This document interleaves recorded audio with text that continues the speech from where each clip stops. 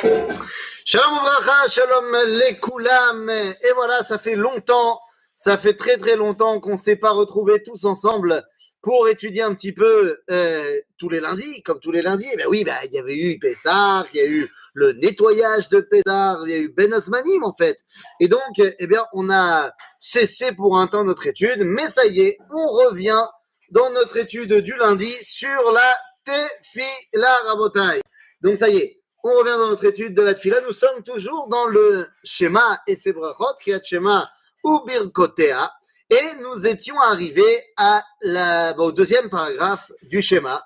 Alors allons-y. Deuxième paragraphe du Shema, c'est parti.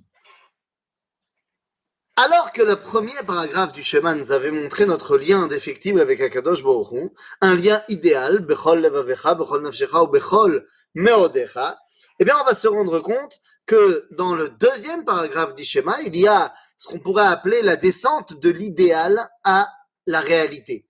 Puisqu'on va nous dire, Va'ayim shamoa tishmeu el mitzvotai asher anochi metzaveh etrem hayom la'ava et Hashem Elohechem u'le'ovdo bechol levavechem u'bechol nafshechem. Il n'y a plus la dimension de bechol me'odechem. C'est-à-dire que nous avons toujours cette dimension d'aimer Akadosh Baruch Hu et de tout notre être et de tout notre âme, mais il n'y a plus avec tous mes moyens. Il y a donc une descente de l'idéal à la réalité. Et on pourrait penser que, eh bien, il s'agit ici peut-être d'un nouvel idéal, de dire que finalement, eh bien, ce n'est pas nécessaire de servir à Kadosh Baruch Hu avec tous ses moyens. La réponse est évidemment que non. La réponse est que, eh bien, même si tu ne peux pas ou tu ne veux pas pour l'instant y mettre tous tes moyens, eh bien sache qu'il n'y a pas une possibilité pour toi, eh bien de ne pas servir à Kadosh Baruch Hu de tout ton cœur et de toute ton âme. Et donc viendra un moment où tu y mettras Meodecha. Mais il n'empêche que on ne peut pas ne pas voir cette dissonance entre le premier paragraphe et le second, dans cette dimension de Bechol Meodechem. Il semblerait que cette absence, eh bien, marque en vérité le propos de base de ce deuxième paragraphe. Va'ayam shamoa tishmeu el mitzvotai. Lorsque vous écouterez mes mitzvot, asher anochi metzaveh etrem hayom, le'ava et Hashem Elohechem. Donc ça c'est le but, ok? Ve'natatim et artzechem beito. C'est-à-dire qu'il est évident que ça tourne autour de cela dans la mesure où, qu'est-ce que la Torah me dit? Eh bien, la Torah va me dire, nous sommes dans le livre de Dvarim, dans la paracha de Hekev, qui prépare la rentrée en Eretz Israël, la Torah me dit, eh bien, si tu fais ce que je te dis, venatati kishmechem beitam. Ça ressemble évidemment à la paracha de Bechukotai, qui nous dit, Bechukotai telechu veit mitzvotai tishmeru v'asitem otam, venatati kishmechem beitam. Et donc là, on nous dit, venatati metarzachem beito yoro malkosh. C'est-à-dire que le but, ici, nous est clairement établi. Akadosh Baruch Hu nous dit, si vous faites ce qu'il faut, je vous donnerai l'abondance matérielle.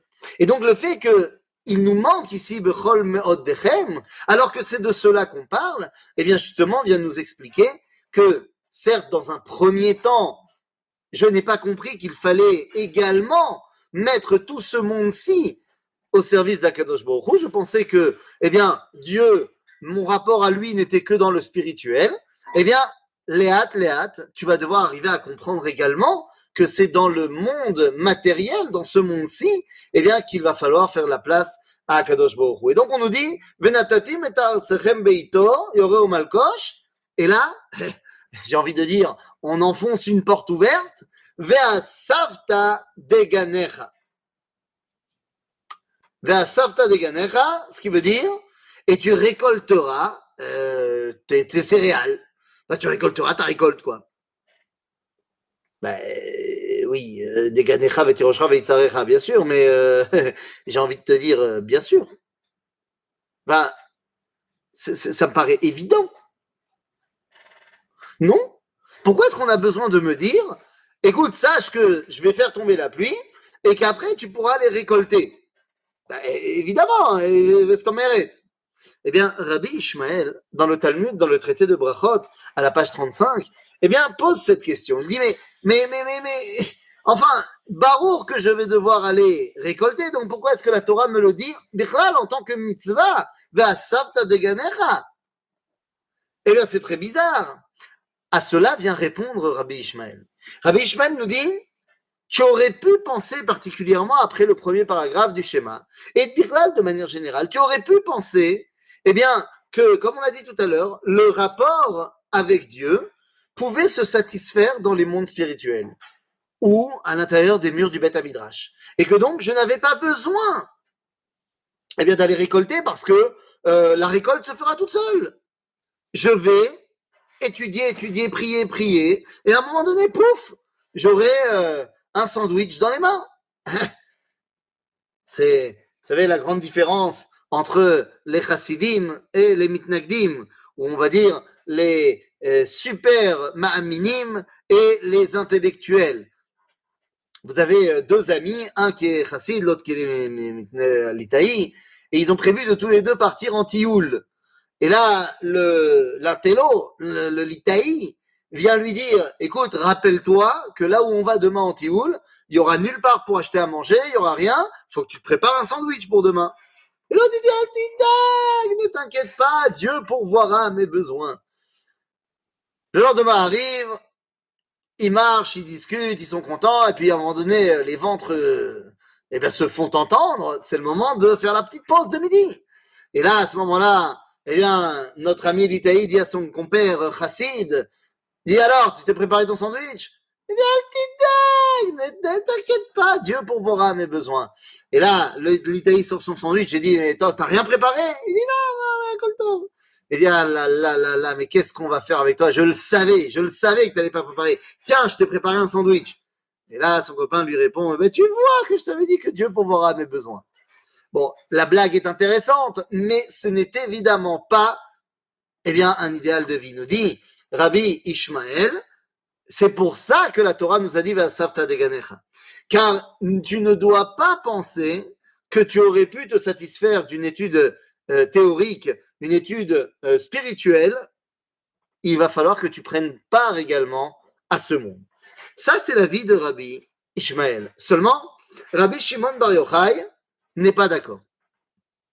Rabbi Shimon Bar Yochai n'est pas d'accord. Eh, pas du tout. Eh non. Pourquoi? Eh bien, parce que nous dit Rabbi Shimon, il répond dans le Talmud à Rabbi Ishmael en disant, mais attends, tu te rappelles pas qu'il y a un verset qui dit Vagitabo Yomam Valaila, qu'il faut que tu étudies le jour et la nuit? Et puis, autrement plus important, il te dit, אפשר אדם חורש בשעת חרישה וזורע בשעת זריעה וקוצר בשעת קצירה ודש בשעת דישה וזורע בשעת הרוח ותורה מתי עליו. Dit Rabbi Shimon Bar Yochai, et imagine un mec, alors je fais ce que tu dis, il faut aller récolter votre... Imagine-toi un mec qui fait tout le travail agricole au moment où c'est le moment de le faire. Il plante, il sème, il récolte, il arrose, tout ce que tu veux. Vetora Matiala, finalement, il a plus une seconde à lui dans la journée. Il a fait tous ses travaux agricoles. Et quand est-ce qu'il va étudier la Torah? On transpose ça à quelque chose de pas agricole. Dit Rabbi Shimon, non mais attends, le mec il est dans son boulot, dans le high-tech, de 8h du matin jusqu'à 11h du soir, Torah Matiala. À ce moment-là, tu n'étudies plus la Torah? Donc le Echoliot, c'est pas possible. Nous dit Rabbi Shimon, אלא בזמן שישראל עושים רצונו של מקום, מלאכתם נעשתה על ידי אחרים, שנאמר, ועמדו זרים וראו צונכם, ובעיניך, nous dit Rabbi Shimon, non, je suis pas d'accord avec toi.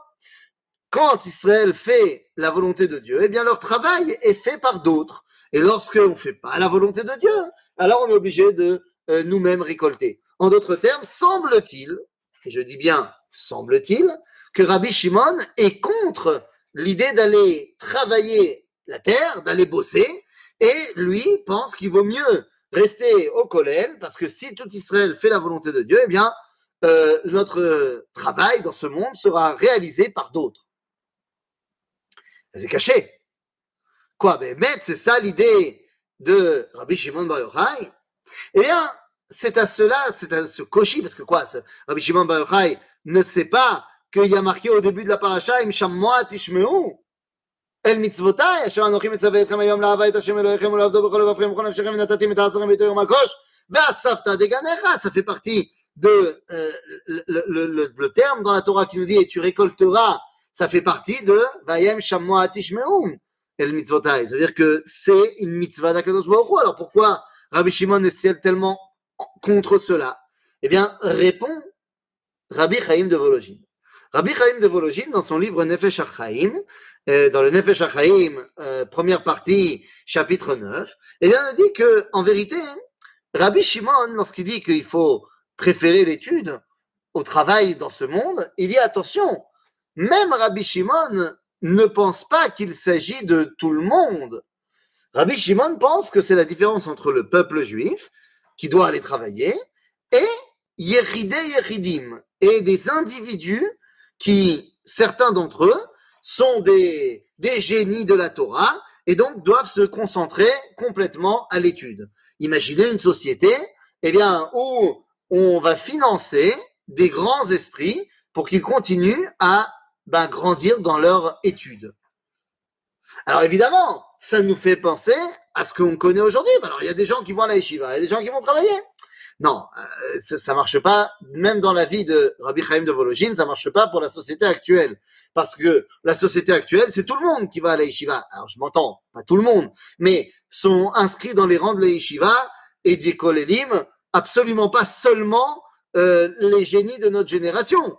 Et il y a énormément de gens qui sont assis dans les kolélim qui ne déméritent pas au niveau de leur capacité intellectuelle. Bien sûr que non.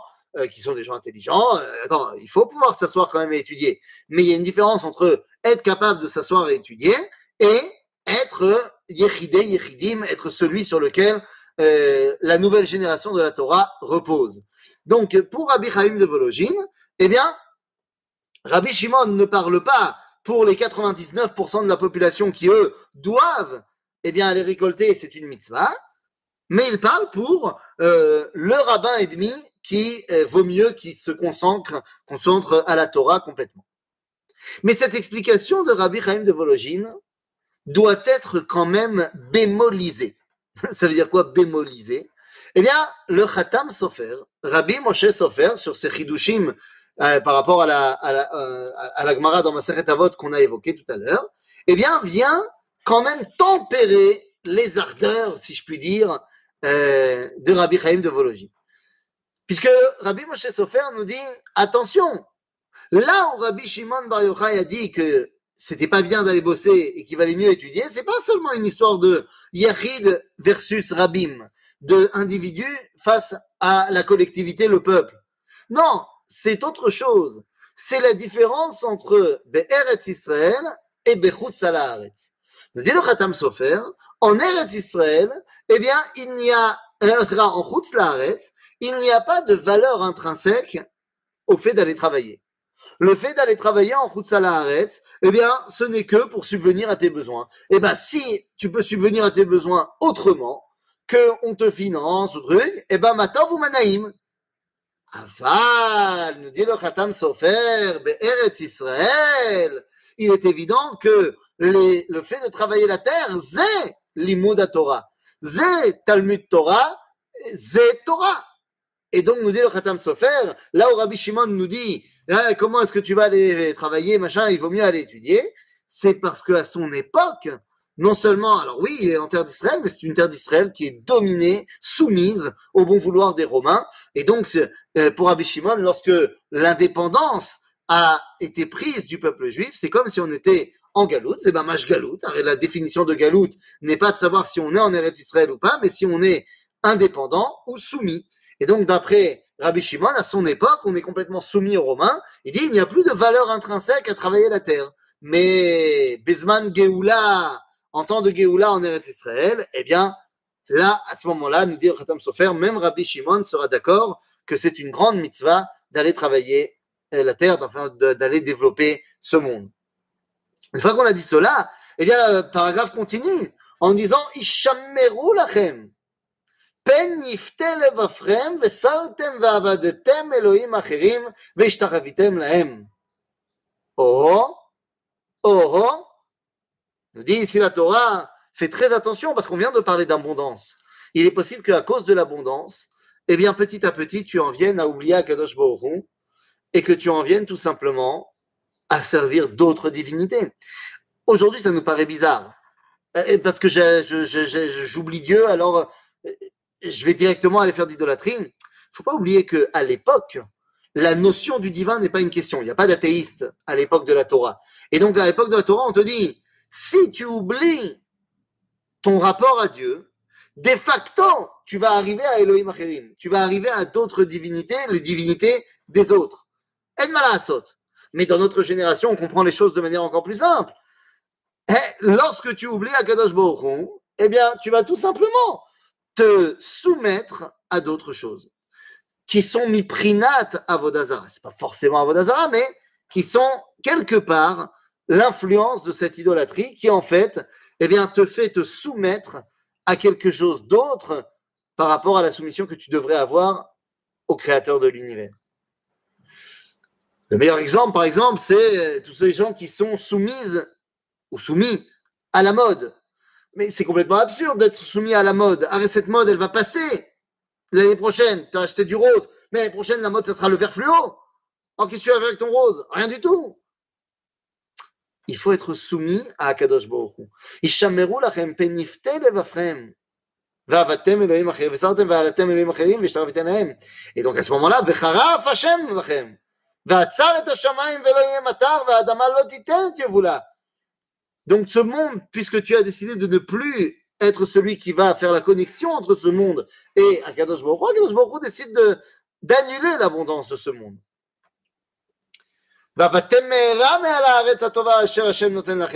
Et la finalité de tout ça, c'est que tu vas partir en exil. Zéro.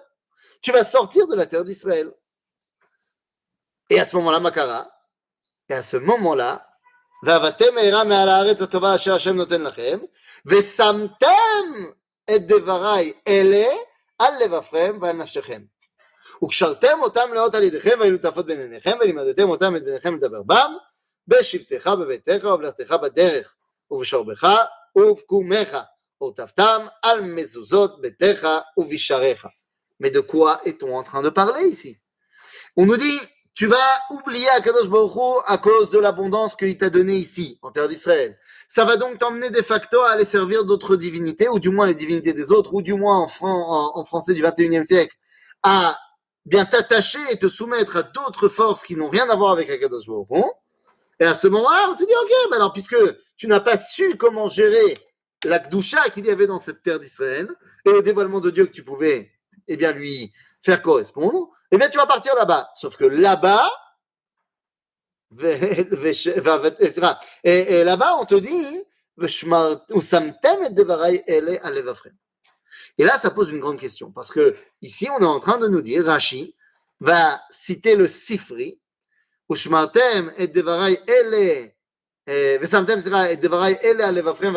dit Rashi en citant le Sifri, que c'est de là qu'on apprend qu'il faut continuer à faire la Torah et les mitzvot, gam bechutz haaretz.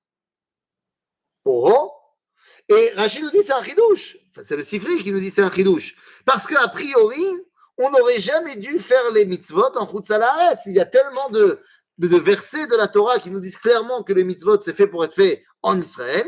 Comme par exemple, voici les lois que je vous ai données, que Dieu m'a ordonné. La Sotken Bekerev Haaretz, pour les réaliser en terre d'Israël.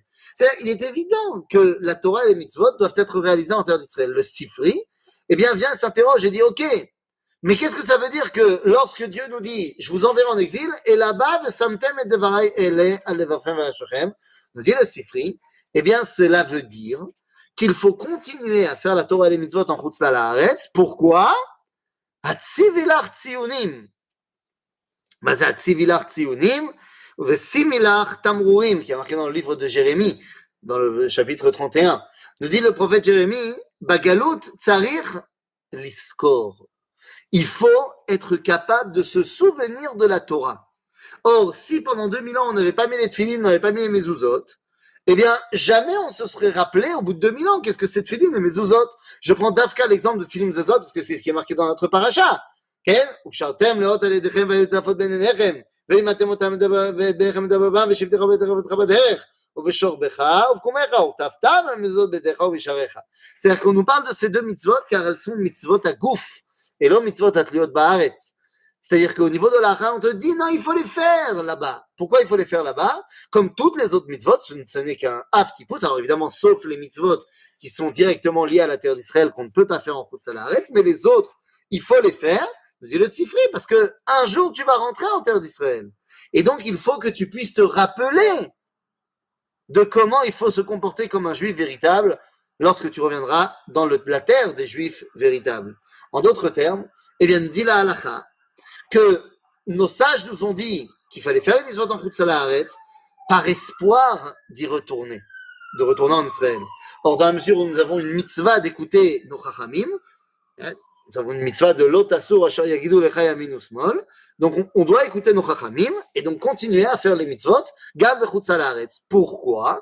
Eh bien, comme on a dit, leman yirbu yemechem v'yimei benechem al ha'adama asher nishba Hashem Elohechem latet lahem sera kimei hashamayim al haaretz. C'est-à-dire que le but de cela est clairement expliqué dans la Torah, parce que tu vas revenir et grâce à la Torah que tu as suivie, que tu as gardée, eh bien, en Chutz La'aretz, tu peux revenir. Et là, c'est une réalité historique. Toutes les personnes qui ont abandonné la Torah quand on était en exil, eh bien, ont abandonné, sont sortis du judaïsme. Seuls ceux qui sont restés fidèles à la pratique de la Torah et des mitzvot pendant les 1800 ans d'exil, eh bien, étaient toujours avec leur identité juive pour pouvoir sortir d'exil à la fin de l'exil. Si on avait oublié de faire la Torah pendant 2000 ans, il n'y aurait plus eu de juifs à sortir d'Égypte. Ni d'Égypte, ni d'Europe, ni quoi que ce soit. C'est-à-dire, seuls ceux qui ont gardé la Torah en Chutz La'aretz, eh bien, ont gardé leur identité d'Israël qui leur a permis de sortir d'exil. En d'autres termes, eh bien, si on devait résumer notre paracha, eh bien, c'est très simple. C'est en 3 temps. Eh oui, on nous dit, Shameru lachem, pen yifteh levavchem. Fais très attention, car l'abondance que je t'ai donnée pourrait te faire tomber, ne tombe pas. Parce que si jamais tu tombes, eh bien, à ce moment-là, on te dit, bah, tu partiras en exil. Et si jamais tu pars en exil, alors, Vesamtem et Devrei Ele, tu vas continuer à faire la Torah en exil. Pourquoi? Pour que, ala Adama, leman yirbu yemechem, ala Adama, asher nishba, Hashem lavotechem latet lahem. En d'autres termes, il s'agit ici d'une action dynamique de la chute de l'idéal à la réalité, où dans cette réalité, on dit, mais il est possible qu'une faute, il est possible qu'on parte en exil, mais sache que nous avons le mode d'emploi pour passer cet exil et revenir à notre identité à la fin de la paracha. Leman yirbu yemechem v'yimei benechem al ha'adama asher nishba Hashem la'avotechem latet lahem kimei hashamayim al haaretz. De la même, pour revenir à cet état où les yemei hashamayim yu al haaretz, pour que le monde du ciel et le monde de la terre, en d'autres termes, le monde des valeurs et le monde de la réalisation de ces valeurs, ou comme dira le Rav Kook, olam haideot ve'olam hamimush, eh bien, que le monde,